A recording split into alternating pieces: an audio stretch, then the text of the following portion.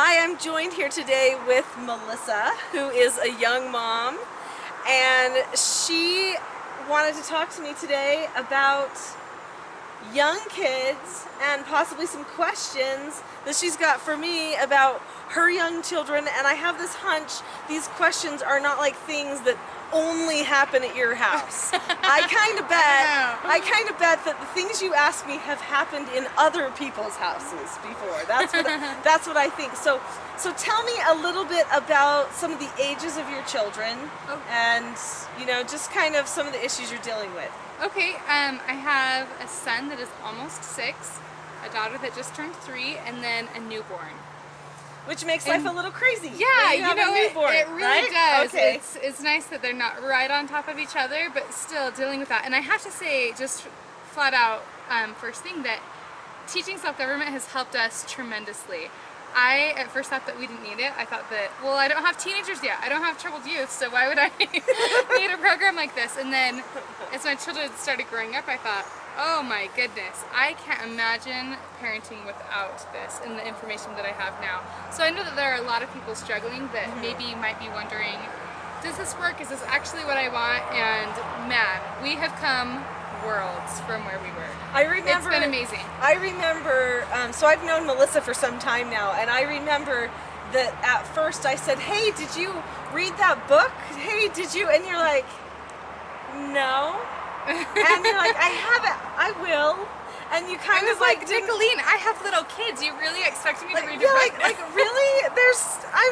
Life is not bad yet, right? What's the problem?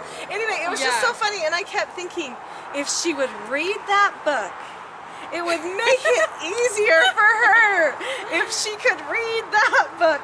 And then all of a sudden you read the book, you did the implementation course, and then you were like, Nicholeen, wow! And all of a sudden there's this big difference. I had no idea that like a little 2-year-old could say, hey, Mom, can I disagree appropriately?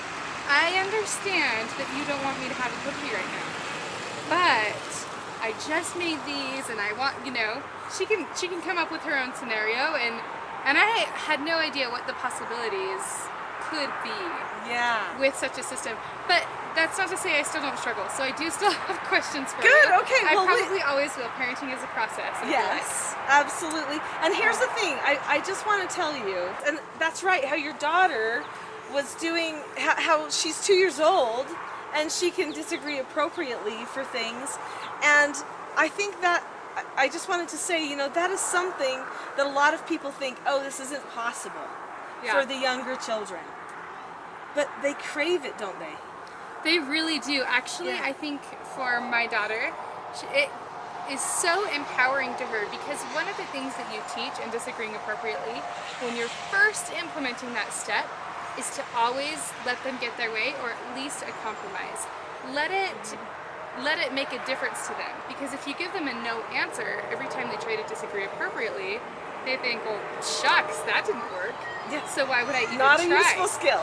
Yeah. What difference did that make, right? Yeah. So we try every time they make the effort to disagree appropriately to say, oh, I understand that you're trying to tell me that, and let's talk about this, and they love it.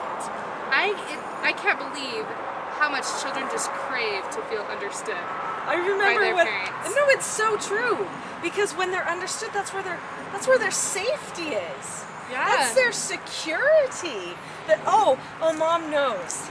Oh, Mom knows what I need. Mothers make children safe. They help children feel safe by understanding them. I love that. Well, and I shouldn't just say mothers, because when fathers understand, they're safe too. When people understand each other, they feel safe with those people. Oh, I love that. I was at your house a little while ago, and I remember sitting at the breakfast table with your family, and your son says, Nicholeen, I've got to talk to you. And it was so cute. I'm like, okay. And he says, I can say okay. I say okay. And I disagree appropriately. And then your daughter, who's 2, said, I disagree appropriately too. And it was so cute. And I was like, listen, look at these guys confidently approaching this woman who happens to be there and just telling them they know these skills. And I thought, that is so awesome. Look how confident they are in their skills. It was adorable. And then they even came up with their own scenarios, and I'm going to disagree appropriately with that. Yeah. You know, it was so cute. It was really fun.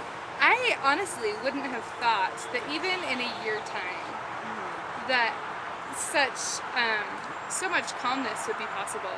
I have to admit, I was probably the kind of parent that was very reactive in my parenting.